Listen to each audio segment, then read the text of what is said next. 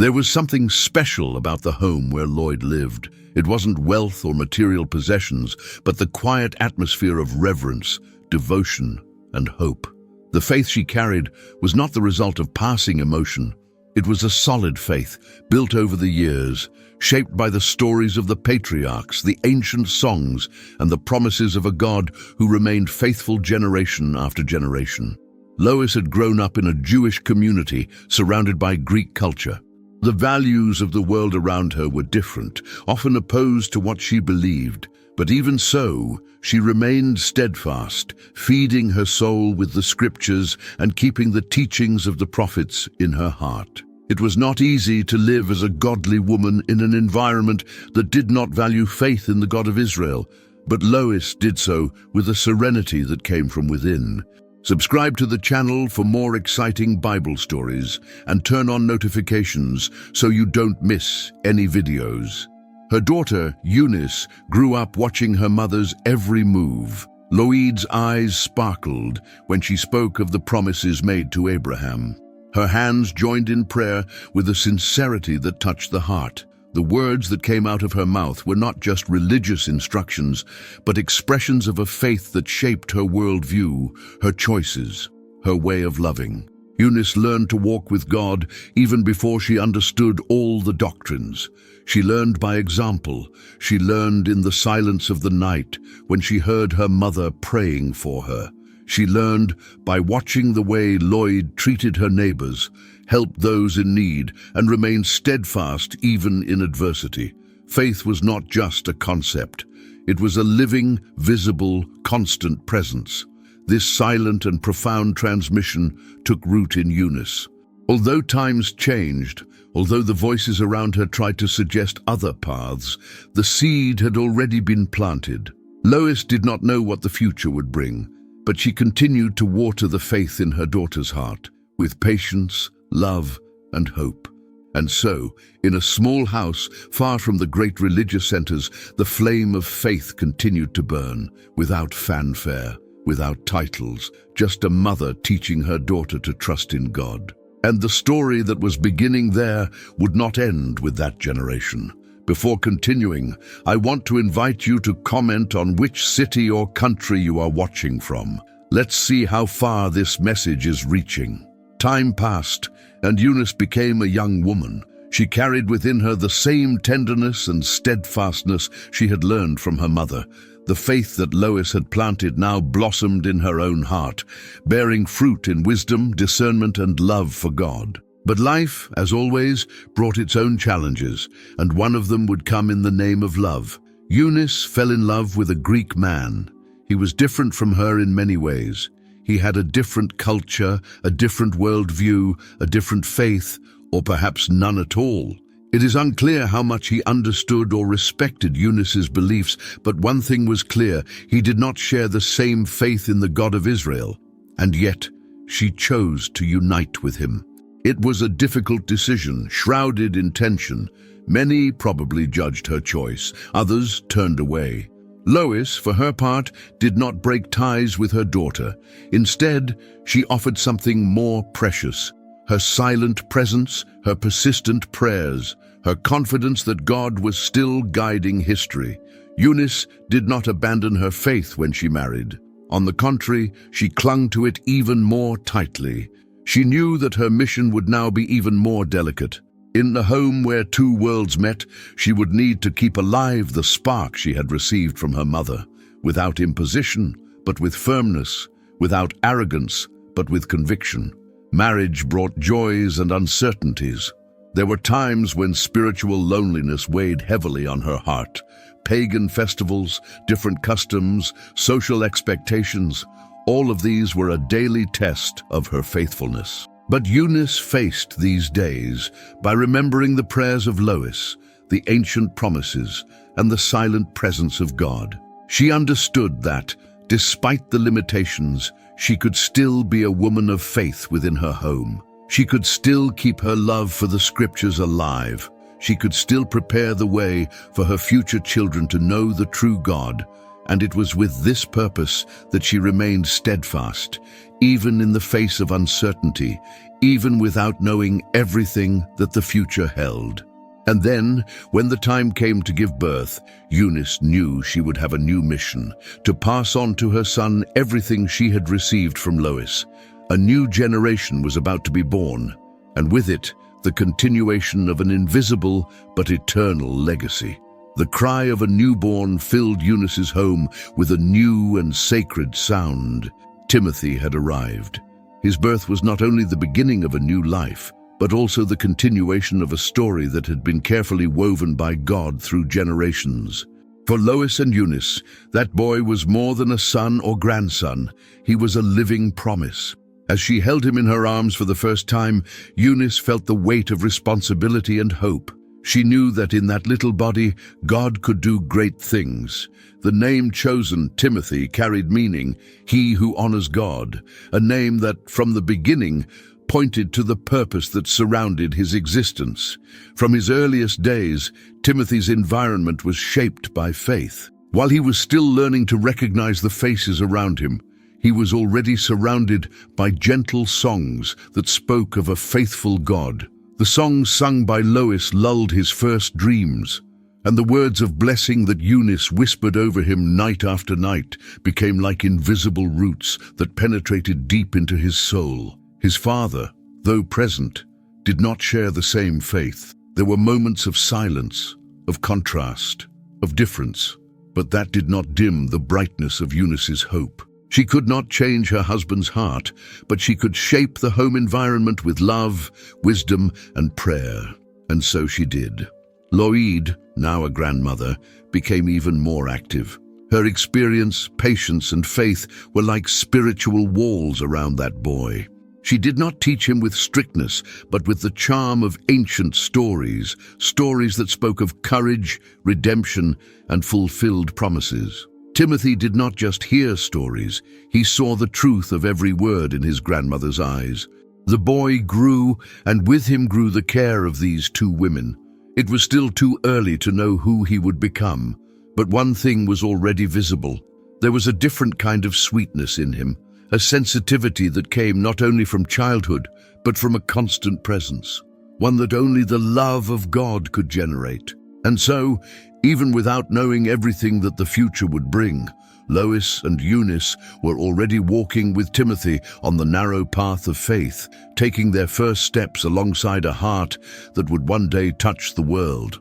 If this content is touching your heart, you can support this project by donating any amount by clicking on the Thanks a Lot button. Your support helps me to continue telling these stories with dedication. Timothy was still young when he began to hear, in a simple and natural way, the stories that would shape his character. The home where he grew up did not have many material riches, but it overflowed with something much more valuable: wisdom transmitted with tenderness and intentionality. Lois and Eunice did not wait for the boy to grow up to teach him about God. They knew that a child's heart is fertile ground, and every word planted there could blossom throughout his life. Eunice took advantage of the most ordinary moments of the day to sow the seeds of faith. While dressing him, she talked about creation. When she fed him, she reminded him how God had sustained the people in the desert. When she put him to bed, she told him about David and his harp, about Samuel and his obedient voice, about Esther and her courage. The scriptures were not only in the scrolls kept with reverence, but in the mouths and hearts of those women. Lois, with her calm and welcoming manner, walked with Timothy through the streets of the city and spoke of the promises made to Abraham, of the covenant that God would never break, of the prophets who announced a Messiah. The words flowed like enchanting tales, but there was something deeper. They were eternal seeds being sown with faith and hope. Prayers became part of the routine. They were not long or complicated, but sincere and full of intimacy. Timothy learned to talk to God as one talks to someone very close. He learned that he could trust, that he could give thanks, that he could cry out. Even without fully understanding, he realized that there was an invisible and loving presence guiding each day. On feast days, the home was filled with songs and traditions. Every symbol, every custom was an opportunity to teach. And even when difficult times came, whether from external opposition or tensions within the home, Lois and Eunice remained steadfast. Their eyes were fixed on a greater purpose, to raise Timothy not only as a good man, but as a God-fearing servant. The boy grew up absorbing everything. His heart was sensitive, his questions were many, and his willingness to learn was enchanting. Without knowing it, he was being prepared for something that went beyond the limits of his home and his city. One day, all this teaching would become the foundation of a ministry that would touch the world. Timothy entered adolescence with a heart shaped by faith, but now it was time to make his own decisions. What he had received since birth began to be tested by the reality of youth, with its challenges, discoveries, and choices. It was a time when many strayed or settled, but with Timothy it was different. There was a thirst for God in him that was becoming increasingly evident. While other young people sought distractions on the streets of Lystra, he withdrew with the scriptures. He liked to listen to the elders of the synagogue, to ask questions, to reflect. He was not motivated by vanity or a desire for prominence. His interest in the things of God was genuine, natural, almost inevitable. It was as if the call already echoed within him, even if still in a subtle way. Eunice watched her son with affection and reverence. She knew that this spiritual growth was the fruit of what had been planted from the earliest days. But she also knew that now it was the Spirit of God who was guiding him. She continued to pray and give advice, but she also learned to give him space to mature. Lois, with her more experienced eye, saw something rare in Timothy, a mixture of gentleness, courage, and discernment that was uncommon in his generation. The city around them continued with its customs, beliefs, and idols. But Timothy was not influenced by them. His faith, nurtured at home, began to be recognized in the community as well. He earned the respect of his elders not through strength or grandeur, but through the humility and wisdom he demonstrated in his words and actions. The conversations at home became deeper. Timothy was no longer just receiving teachings, but sharing reflections. Sometimes his questions touched on truths that moved even Lois. He had a spiritual sensitivity that seemed beyond his age. The boy of before now walked as a young man who desired, more than anything, to live in a way that was pleasing to the Lord. Even without knowing it, Timothy was being prepared for something that would go far beyond the borders of his hometown. His youth would not be wasted on passing vanities, but given as fertile ground for a greater purpose. And that purpose would begin to reveal itself the moment a remarkable figure crossed his path. Paul's arrival in Lystra did not go unnoticed. His steps were firm, his words carried authority, and his presence aroused curiosity and also opposition. He was a man known not only for his past, but for the radical transformation he had undergone. Now, as a messenger of Christ, he traveled from city to city preaching the gospel with passion and courage. Timothy heard about him even before he saw him. Rumors spread through the streets. Paul is here. The city was in turmoil. The religious leaders were uneasy, but Timothy's heart burned with expectation.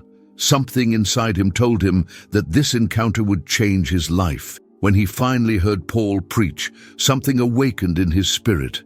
It wasn't just admiration, it was identification. Paul's words about Jesus, about grace, about a new life in God resonated with everything he had been learning since childhood.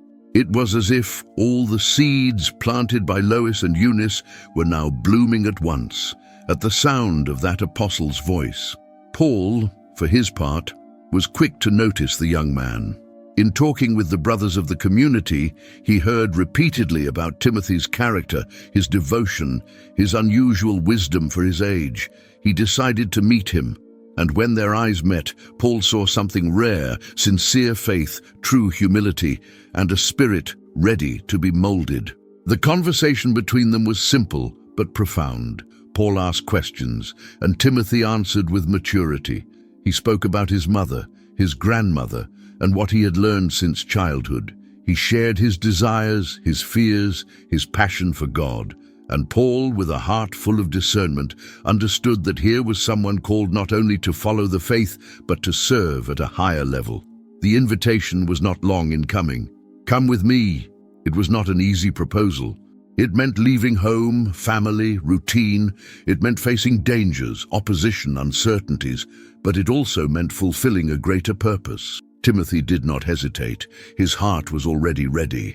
The call only confirmed what he already knew deep down.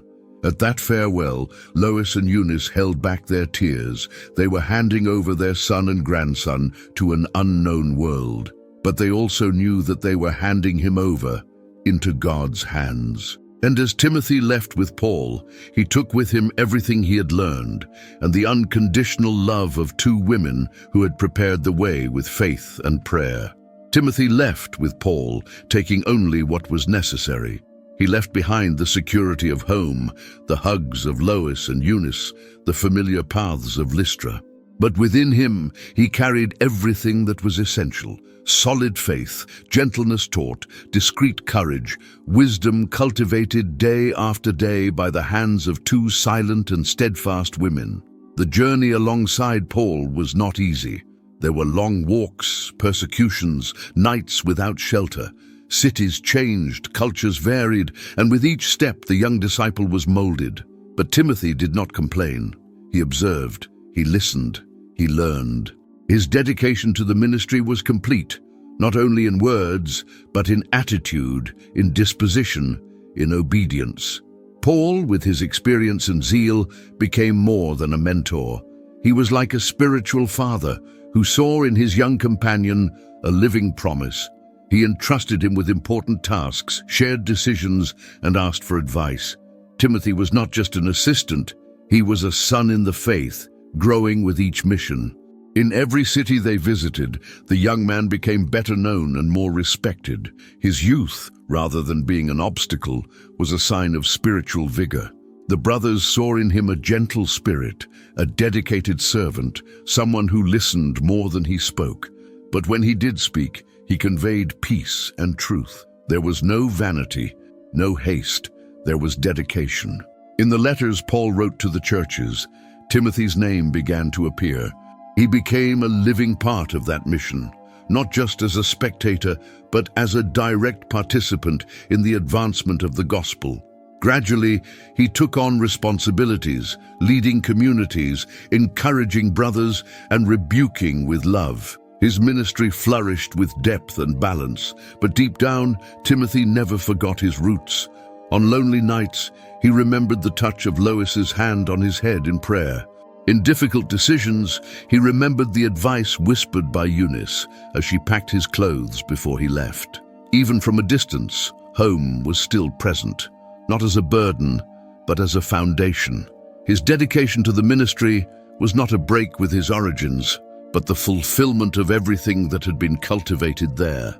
Timothy now became a living reflection of the love, faith, and constancy of those two women who, without knowing the scope of their actions, were writing an unforgettable chapter in the history of the Christian faith. Over time, Timothy ceased to be just a promising young man alongside Paul and became a respected leader among the brethren. His journey with the apostle prepared him to deal with all kinds of challenges: persecution, heresy, conflicts in the churches, false teachers, and even discouragement among the faithful. And in every trial, the memory of the home where he grew up was like an anchor for his soul. There were days when the burden of ministry seemed too heavy. In Ephesus, for example, Timothy faced resistance, disorder, accusations, and spiritual tensions. He was young, and some despised him for it. Others tested his authority, trying to destabilize him. At such times he turned inward to what had been stored in his heart since childhood. Lois's words came back to him like a whisper in his mind. "Don't forget who your God is." Eunice's simple yet profound advice echoed, "Trust, even when you don't understand." The scriptures he had heard so many times now became spiritual weapons, comfort and guidance. It was not boldness that sustained Timothy. It was constancy. It was not physical strength, but the depth of faith quietly cultivated by two women who never sought the limelight, but transformed a life by their example. That faith, proven over time, now stood firm even in the storms. Timothy wrote, taught, and guided entire churches. His posture was balanced. His language was one of love and truth. There was firmness, but also tenderness. He knew how to confront, but he also knew how to welcome. It was clear that his leadership did not come from human techniques, but from a spirit forged in intimacy with God. And even when loneliness visited him, even when he felt longing or insecurity, there was something that never left him: the certainty that he had been prepared for this. Every night by his bedside, listening to his mother pray, every story told by his grandmother by the light of a lamp, every silent gesture of faith, everything now found purpose. The legacy that Lois and Eunice left behind was not just a beautiful memory. It was a living force, renewed each time Timothy faced a new battle. He not only stood firm, he carried with him the faith of two generations. And with that faith, he was helping to transform the world around him. Time passed, and Paul, now more experienced and aware of the nearness of the end of his earthly mission, wrote even more tenderly to Timothy. The letters addressed to his son in the faith revealed how precious that young man was to him, not only as a companion in ministry, but as the heir to a deep, living, and resilient faith. In one of these letters, Paul could not help but mention Lois and Eunice. They were not there. They did not ascend the pulpits. They did not travel on missions. They were not seen in theological debates. But Paul knew what Timothy was. He owed in large part to the faith of those two women. It was a faith that he himself called unfeigned, genuine, pure, constant. In writing this, Paul recognized something very important: the silent and lasting impact of female influence within the home. Lois and Eunice had not lived for applause or public recognition, but they had raised and trained a man of God, and that, in Paul's eyes and in the eyes of heaven, was invaluable. Timothy certainly read those words with emotion. It was impossible not to remember his childhood, the nights of prayer, the simple songs, the teachings at the table. As he reread Paul's references to his mother and grandmother, he could feel that their lives had not been forgotten. They were honored by God and now recorded in the eternal pages of Scripture. The legacy of those women lived on, not only in Timothy, but in all who received the teaching of that young pastor. Every word he preached, every letter he sent to the churches, every piece of advice he gave to the brethren, all bore, even if invisibly, the mark of the faith of Lois and Eunice. Paul saw this clearly. At the end of his life, surrounded by memories and longing, he recognized the value of each person who contributed to the formation of gospel leaders. And in highlighting Lois and Eunice, he reminded us that often the greatest spiritual achievements do not happen in front of crowds, but within simple homes, through hearts that love and obey God. In Timothy's story, the names of his mother and grandmother would remain forever as a reminder. Faith that is lived at home, taught in daily life, and watered with love has the power to change generations. The story of Lois and Eunice is not long in Scripture. Few verses mention them, and their voices do not appear directly, but their fruits speak loudly. In silence, they shaped the heart of a boy who would become one of the most influential leaders of the early church. They did not seek glory, but they left an eternal legacy. And it is in this purposeful silence that we find powerful lessons for our day. Lois represents the wisdom that refuses to be silenced in the face of a culture opposed to faith. Even while living among the Gentiles, she remained steadfast in the Scriptures, passing on her spiritual heritage with gentleness and conviction. Her influence spanned generations. She teaches us that true faith does not depend on the environment. It depends on the daily decision to remain faithful, even when few around us do the same. Eunice, in turn, inspires us with her courage. She chose to live her faith even within an unequal marriage, where her faith was not shared. She did not use this as an excuse to abandon the path, but as an opportunity to grow, to trust, to teach. Her motherhood was her ministry. Her silent constancy became the foundation on which God built something great. Together, they show the power of faith lived out at home. In times when so many people seek platforms and visibility, Lois and Eunice remind us that the most profound ministry often takes place within ordinary walls, in repeated gestures, in words of encouragement, in silent prayers, in the stillness of the night.